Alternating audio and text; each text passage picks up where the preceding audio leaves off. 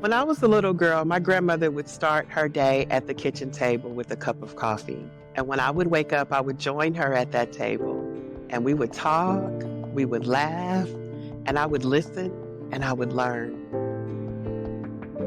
Sometimes she would talk to her girlfriends and I would soak it all in. They talked about life, they talked about love, but mostly she talked about being ferociously her, being her authentic self in a world that didn't always accept who she was, how she was, or that she was.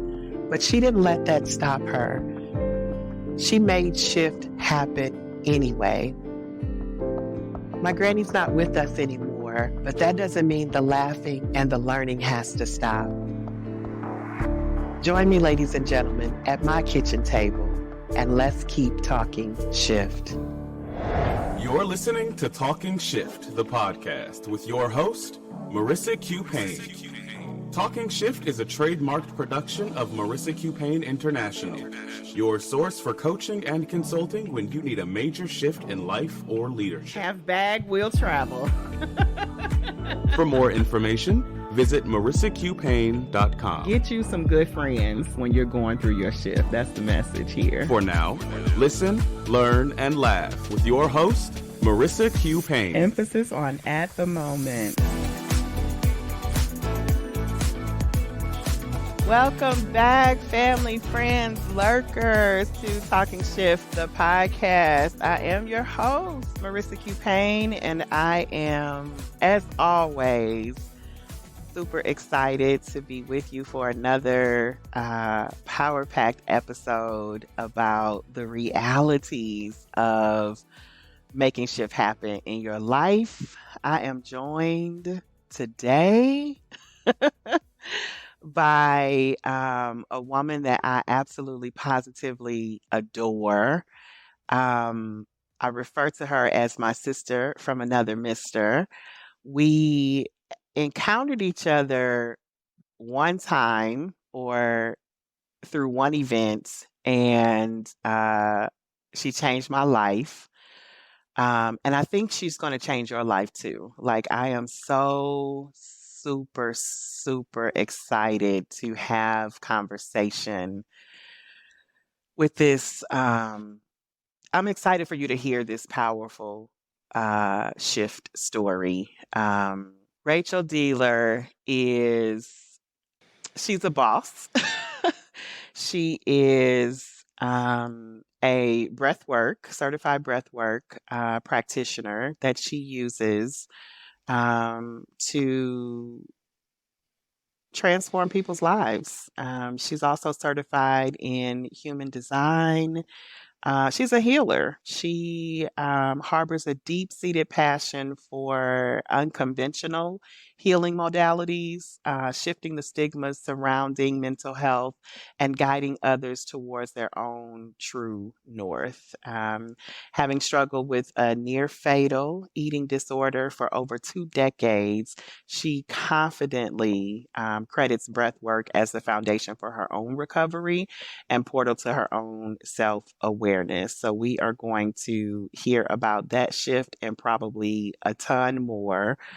Join me in welcoming Rachel Dehler to the Talking Shift studio. Hi, sis. Hello, my sister from another mister. How you doing?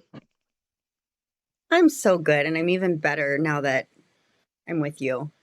You are one of my faves. So we were in breathwork certification together. I was a student. You were a teacher, like a few clicks ahead of me. And I came broken, I think, just as you came broken, like a few clicks ahead of me. And our brokenness came together and healed together. And I'm just really excited and humbled that you would be willing to talk shift with us today. Tell me a little bit about, you say breath work changed your life. I don't know. I feel like we're saying breath work. People may not know what that is, and we'll get to that. But just say hi to the people and talk a little bit about shifting and what that has meant in your life. Absolutely. As Marissa said, I, have struggled with an eating disorder. My first time I was in treatment, I was 15, then again at 27, and then again at 39 during COVID. And I'd actually had a mild heart attack just from all the abuse on my body. And I was so frustrated, suicidal. I'd actually been in the psych ward, addicted to prescription diet pills. And then they would cause me so much anxiety. I would drink at night to calm that anxiety. Makes sense, right? And it was just this vicious circle. And I was talk therapied out. I'd done EMDR, tried every different medications the doctors wanted to put me on, and just nothing felt sustainable. It was like, I give the analogy of holding a beach ball underwater. And that's what it felt like. Like at any time I could relapse. I could, my favorite yoga pose, downward spiral.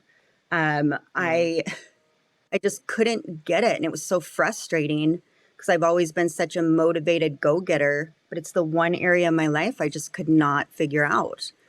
And, about 2018, I was in a horrible lawsuit with my father and almost lost my business, had to sell my house, and then COVID hit. And it almost is like COVID gave me permission to fall apart. And I did.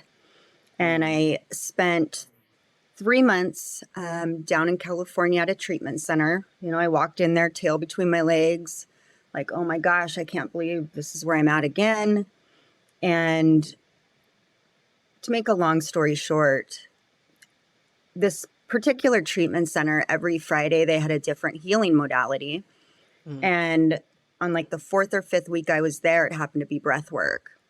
And I'd never even heard of it. I'm like, what the hell? Like, breathing is something I do every day.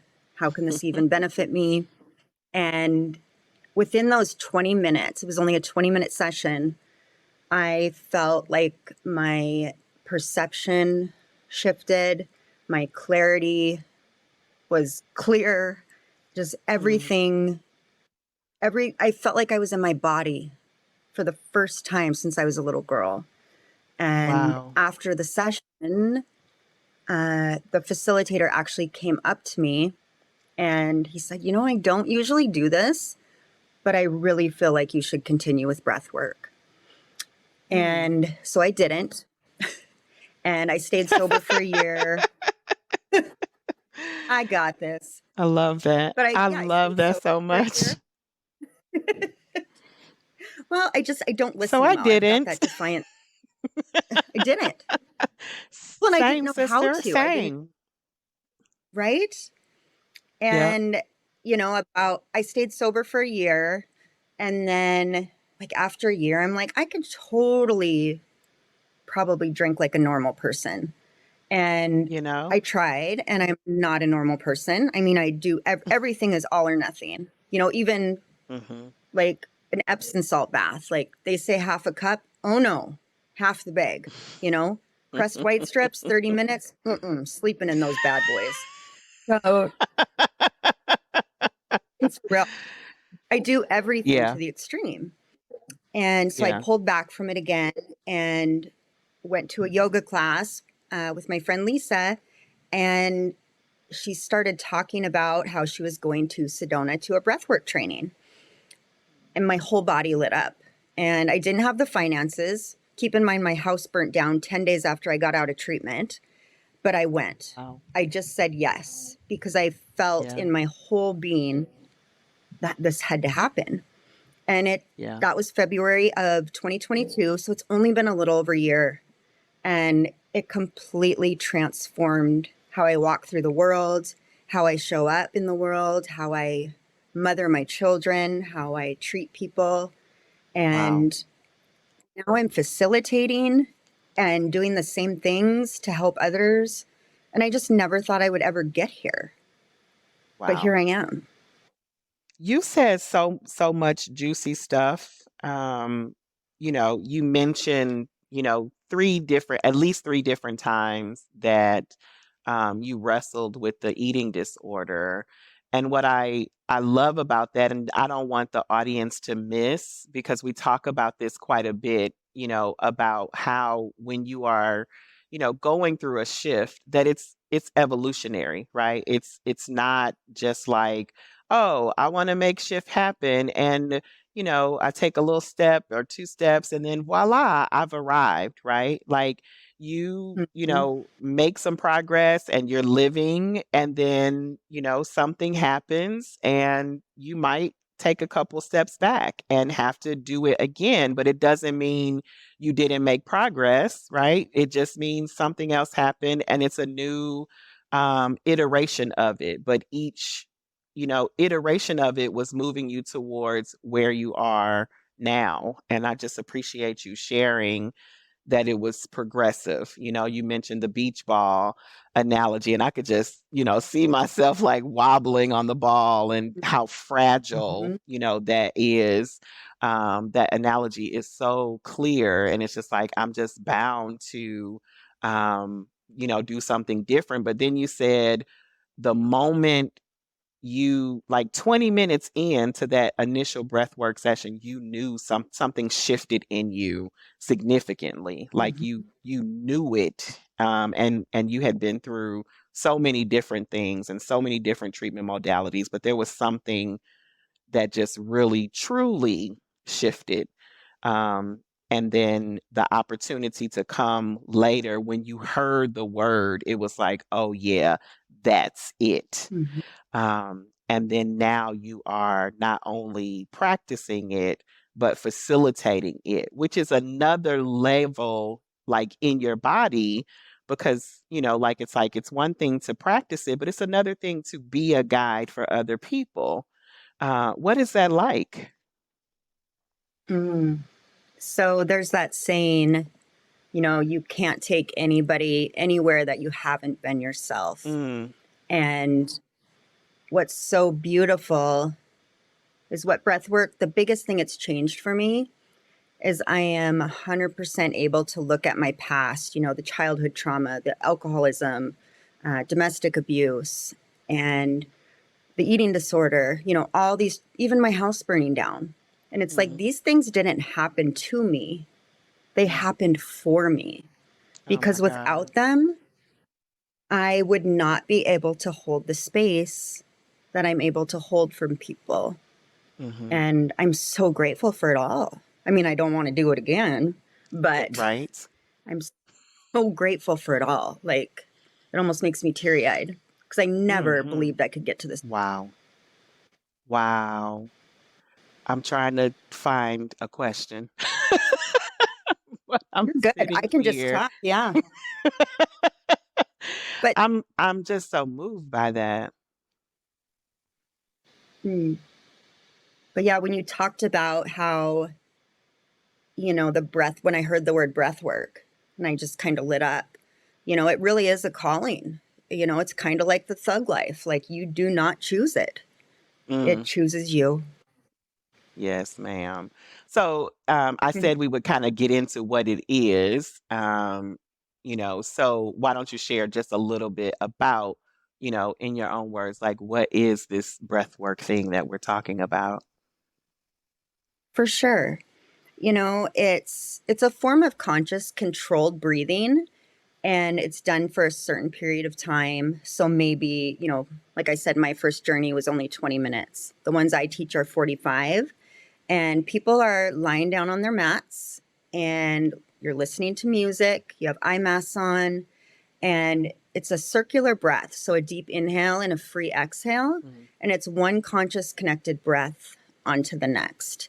mhm, And I never in a million years, like, that was the other thing. Like, as soon as I got done with my first session, I'm like, how does everybody not know about this? And like, we all have it within us, right? mhm, And I think the coolest part of it for me anyway, it's like my whole life, everybody has been this outside jury for me, telling me what I need to do and how I need to do it. And with breath work, you become your own guru. And I can trust whatever flows through, And then at the end, Yeah, it's an breath work, opportunity to connect with your body. 100%. It's Yeah, crazy. just And like it you does. It said, you were produces. like, I've never been in tune with my body like that. That's the other thing that you said that I really appreciated. Yeah, that was. But yeah, it creates the same effects as psychedelics, because you're removing that frontal mind and you can access parts of yourself. I mean, we all shove trauma into little pockets everywhere, whether we know it or not. And you're able to access those with breath work. And it works, especially for someone who loves immediate gratification. I mean, it works every time the first time. Oh man.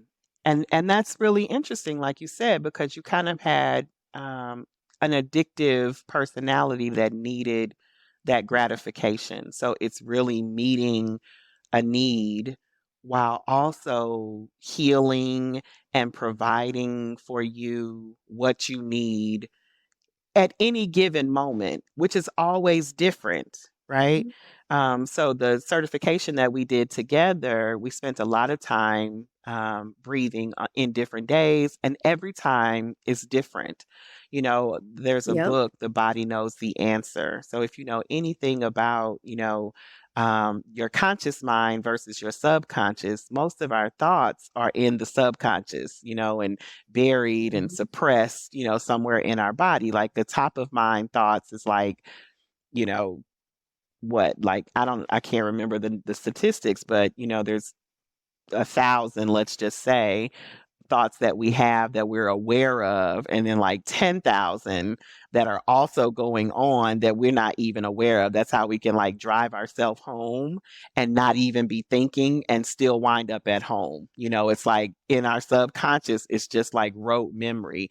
But that subconscious, if it's not tended to, can become cancer and just all kind of stuff in our body. So the breath work allows us to like tap into whatever is troubling or ailing or needs to be put out, um, in a way that's so powerful. Um, and it's sustaining for you. 100%. Like you feel shifted. Yeah, that's the thing. Like I sometimes can't even believe it's real. And that's the thing with breath work too. Like a lot of times you aren't able to understand what you released or what your experience meant, but you're not supposed to.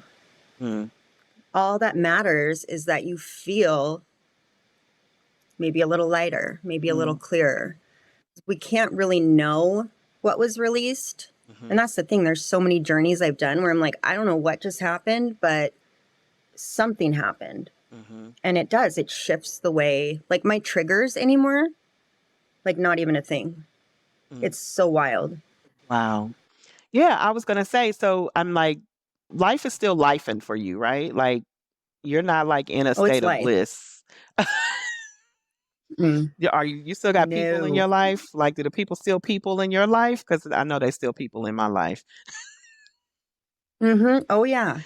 No, and that's, yeah. I mean, people, it's crazy. Like humans drive me crazy sometimes, but I love humanity. I don't know if that makes Mm. sense. Mm-hmm. But yeah, no, life is hard, and even after that initial first breathwork training, I came home and I got a call that one of my favorite cousins, he was just like Velcro to me growing up. He's 6 years younger. He was in the final stages of AIDS and stage 4 cancer. And I just felt that pull. And once again, didn't really have the money to do it, but I flew to California and took care of him in his last couple weeks. And he was able to find peace before he passed simply through doing breath work. Wow. Yeah. Wow. That's amazing. Through you. Right? through you. And so you mentioned a previous business and like a lawsuit or something, and so now you have a business that incorporates breath work. Yes. And Yep. how is that going? It is going great. I put the cart before the horse for sure. Yes. And in November of last year, I'm like, okay, we're going to start doing group breathwork sessions at Onyx. Well, at least put it out there, see if anybody even bites. I mean, we live in Montana, and I always feel like we're Yes. like 10 years behind the rest of the world. But oh boy, we put it out there, and my sessions filled, and we're actually waitlisted on those Yes, Sundays. ma'am. And it led me to, but that's what's crazy. It has only been like 5 months, and everything's just kind of blown up. Like I've shifted, and now it's like the universe is like, okay, you did it. Here you go. Because these doors just keep opening, But now I do individual sessions, couple sessions. I volunteer my time once a month to facilitate at the women's recovery prison here. And then I also, like this next Wednesday, the first Wednesday of every month, I'm doing breath work for first responders.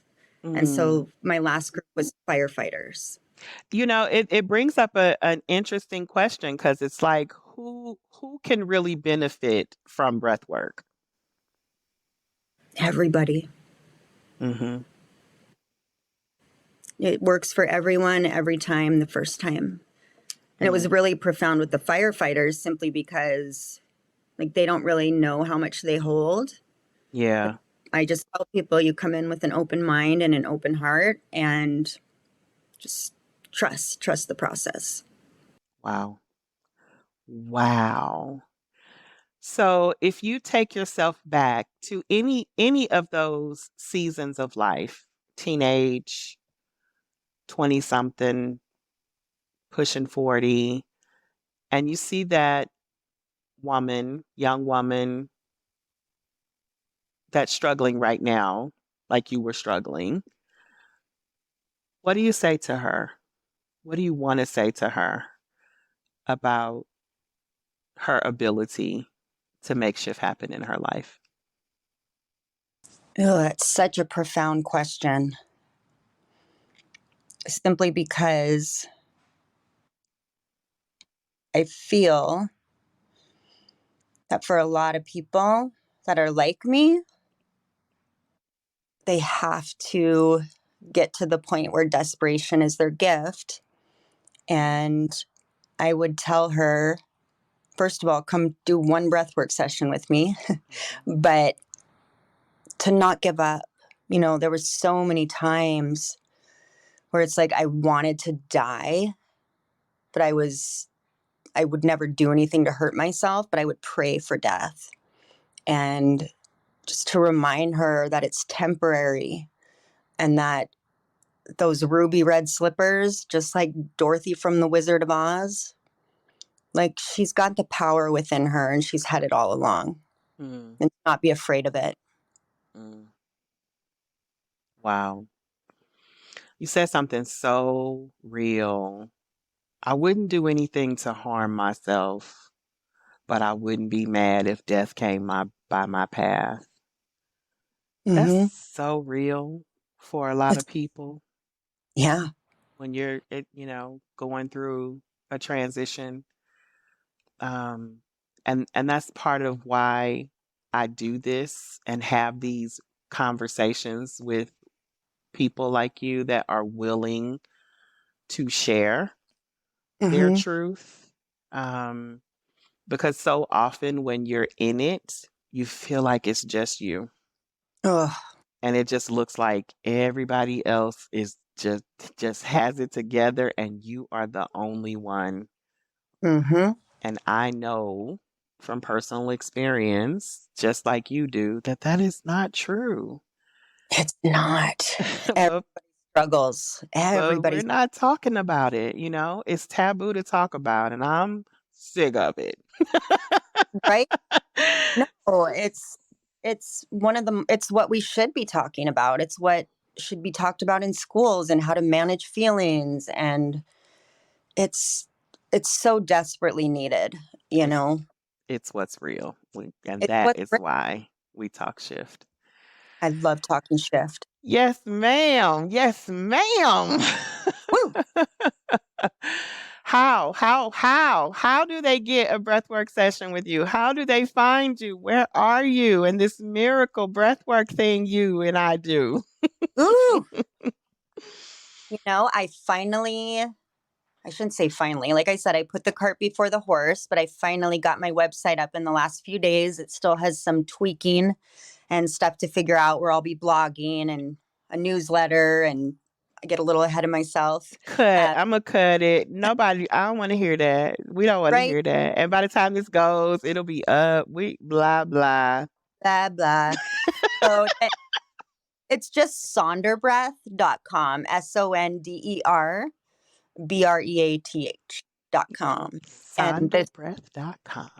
And the name Sonder, I went back and forth with all these different names, and Sonder has been my favorite word for as long as I can remember. Mm. And it just means that basically every passerby or every person you come across is living a life as intricate and complex as your own. I love that, just that thought. And I feel like it allows me to show up in the world with an open heart. Just knowing that, gosh, we all have stories. We all have pain. We've all been heartbroken, and we all have to give each other that grace. Mm-hmm. Grace indeed.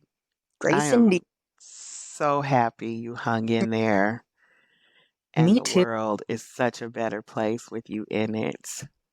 Well, likewise, you are incredible. Like, there's certain people that you meet throughout your life, and even if you only meet them once, it's like there's an imprint there on your heart forever. And you are one of those women. Like, you got it, girl. You gift. Takes one to know one. Love you, queen. Love you. Awesome. You've been listening to Talking Shift, the podcast, with your host, Marissa Q. Payne. If you enjoyed this episode, please share it with a friend, like or subscribe for future episodes, and leave us a review. Talking Shift is a trademark production of Marissa Q. Payne International, your source for coaching and consulting when you need a major shift in life or leadership. For more information, visit marissaqpayne.com or follow us in social spaces at Marissa Q. Payne.